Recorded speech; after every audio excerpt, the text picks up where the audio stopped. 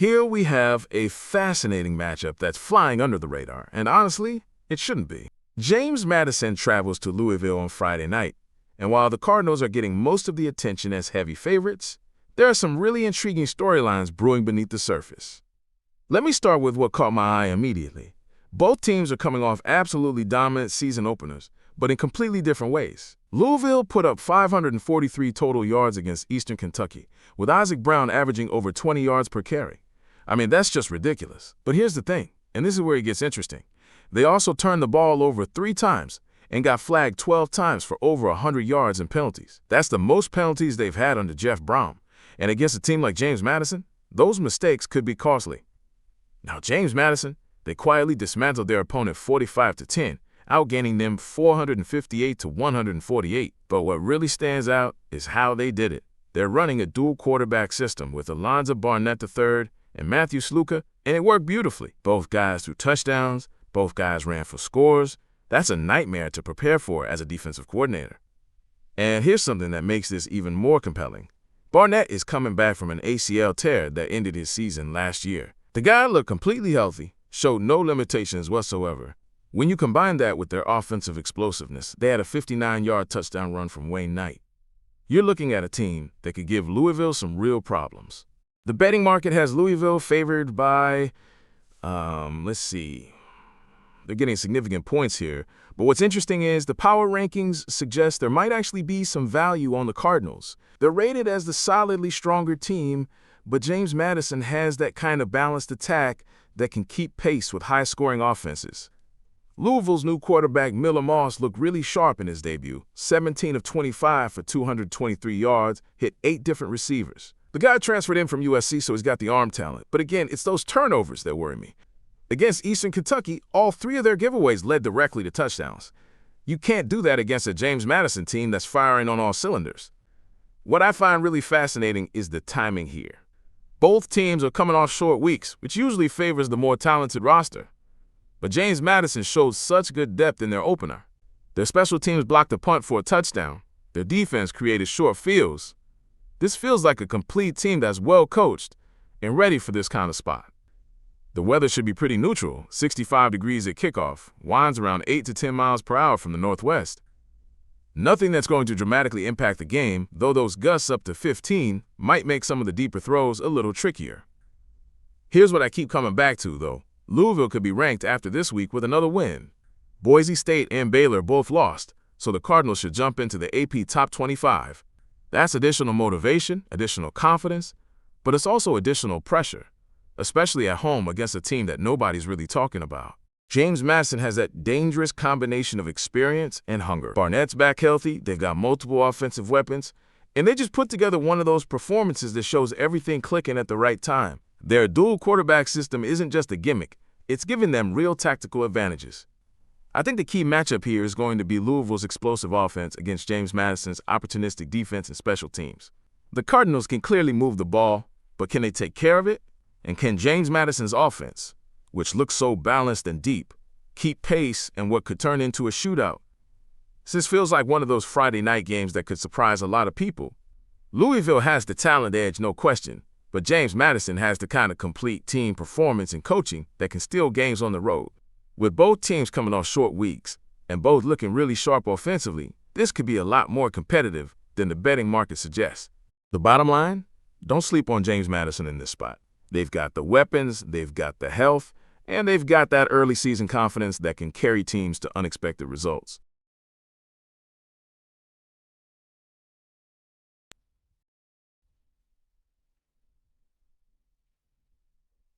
Here we have Maryland hosting Northern Illinois in what looks like a fascinating value spot for the underdog. The Huskies are getting way too many points here. We're talking about a 3-point difference between what the power rankings say this line should be and where it's actually sitting. Now, let me tell you what caught my eye about this matchup. Both teams are coming off short weeks, which usually levels the playing field a bit, but there's some interesting contrast in how they got here.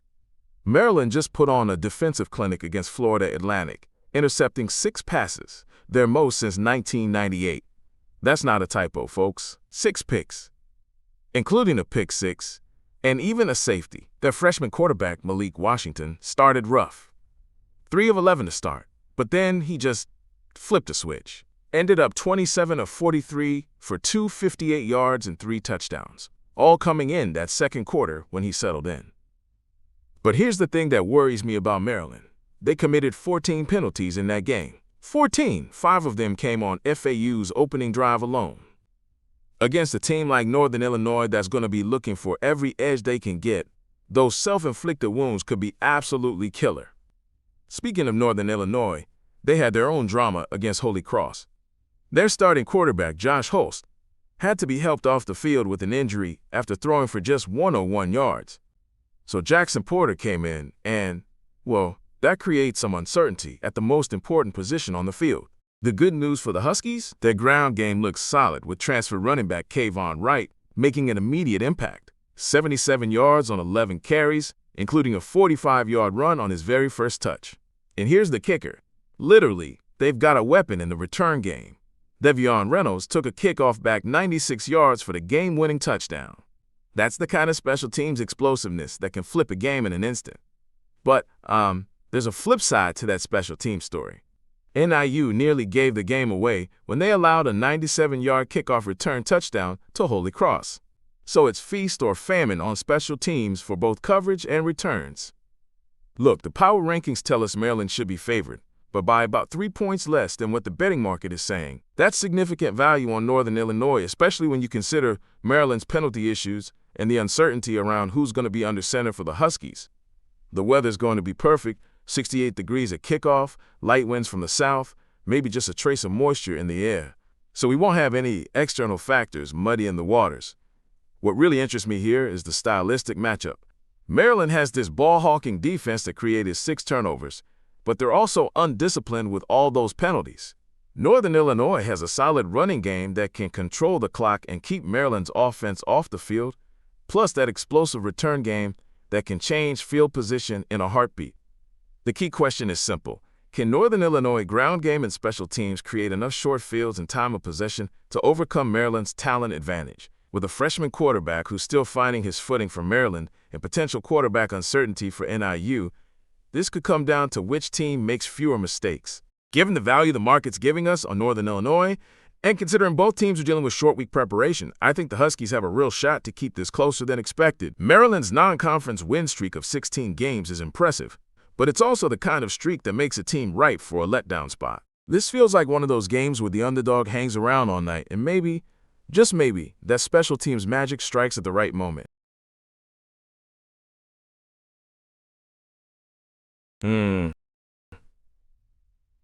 So Northwestern's coming off one of the most brutal season openers you'll see from a Big Ten team.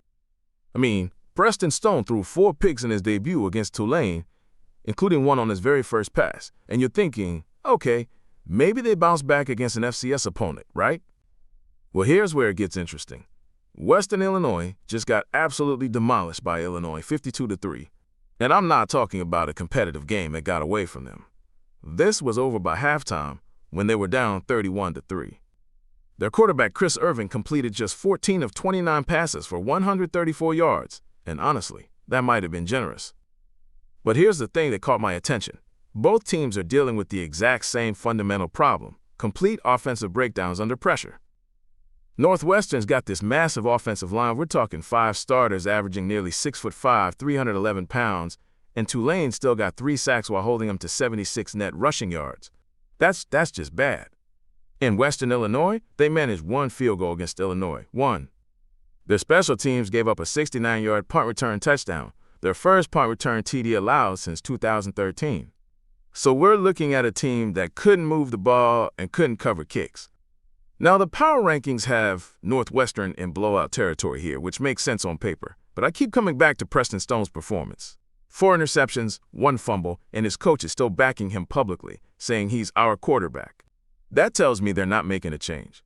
They're betting on improvement through coaching. The weather's actually going to be perfect for football, 55 degrees at kickoff, crisp autumn air. But there's going to be some wind, about 8 miles per hour from the west-northwest, gusting up to 11. That could make deep balls and long kicks a bit tricky, which, honestly, might help both teams since neither one looked great throwing the ball last week. Here's what I find fascinating about this matchup. Northwestern's home field advantage is only 2.1 points, which is below average. So they're getting less of a boost than you typically expect from playing at home. And when you factor in that they just had their confidence completely shattered by Tulane while Western Illinois is coming off normal rest. Western Illinois was overmatched against Illinois, no question, but Northwestern looked lost against Tulane in ways that go beyond just talent gaps. Their offensive line couldn't protect Stone, they couldn't run the ball, and defensively they gave up explosive plays all day. The conditioning factor is interesting too. Northwestern seemed to struggle with the heat and humidity down in New Orleans, with Tulane noting how the weather wore on them as the game went on. That won't be an issue here with these cool conditions, but it does raise questions about their physical preparation. Both teams are basically trying to figure out who they are after Week 1 disasters.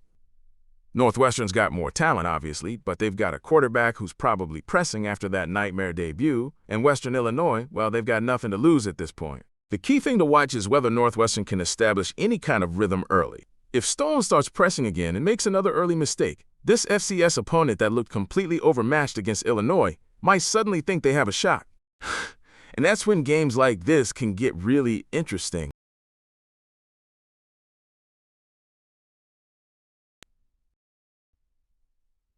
So, Boise State just got absolutely demolished by South Florida last week, 35-11, and now they're hosting FCS Eastern Washington at home. Look, this is exactly the kind of spot where you have to dig deeper than the obvious, because there's way more going on here than just a cupcake bounce-back game. Let me paint the picture of what happened in Tampa. The Broncos didn't just lose. They got exposed in every phase of the game. 3 lost fumbles, failed on 4th down 3 times in Bulls territory, and got completely fooled by a fake punt that went for a 45-yard touchdown. Coach Spencer Danielson straight up admitted after the game, "We didn't see that in time, and that's on me." That's the kind of fundamental breakdown that doesn't just disappear overnight. But here's what really caught my attention. Danielson said they weren't explosive enough on offense, and when you look at the numbers, Maddox Madsen threw for just 225 yards on 46 attempts. That's less than 5 yards per attempt against an unranked team. Now you might think, okay, they'll bounce back against Eastern Washington, but will they? See, this is where it gets interesting. Eastern Washington is coming off normal rest while Boise State has had an extra long week to think about that disaster in Florida. Sometimes that extended preparation time helps, but sometimes it just means more time to overthink things. And here's the kicker. The Broncos are probably going to be favored by, 3 touchdowns? 4 touchdowns? The public's going to hammer them because, well, it's FCS versus FBS. But let's talk about what really matters for Boise State moving forward. Danielson made it crystal clear they will likely have to win out to get back in the playoff conversation. That Notre Dame game on October 4th is looming large, and if they can't show explosive offense and clean ball security against Eastern Washington, what happens when they face a legitimate defense? The turnover issue is particularly concerning because it's not just bad luck, it's fundamentals.